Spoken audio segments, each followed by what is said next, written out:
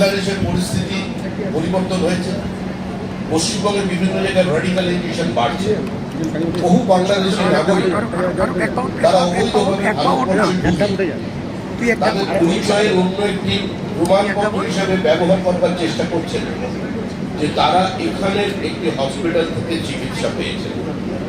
এই বিষয়টা থেকে সতর্ক যারাই আপনাদের কাছে আসবে চিকিৎসার জন্য, এটা যদি সরকারি মেডিকেল কলেজ বা প্রাইভেট মেডিকেল কলেজ বলে কোনো বিষয় নেই, হসপিটাল কিংবা নার্সিং হোম বলে কোনো বিষয় নেই, যারাই আসবেন তাদের পরিচয়পত্র, তাদের আধার কার্ড চেক করবেন এবং চেক করবেন সাইন্টিফিক্যালি। সহজেই বোঝা যায় কোনটা জালি এবং কোনটা জালি নয়।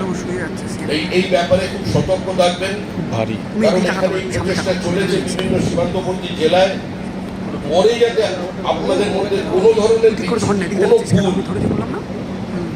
কোনো ধরনের অমনোযোগিতার কারণে কিন্তু এই ইনস্টিটিউট যে কোনো সময় একটি বিপদের সম্মুখীন হতে পারেন, বিতর্কে জড়িয়ে পড়তে পারেন, তাতে সকলের কল্যাণ হবে না। ছাত্রছাত্রীদের স্বার্থে, নিজেদের স্বার্থে এই বিষয়ে আপনারা সচেষ্ট থাকবেন।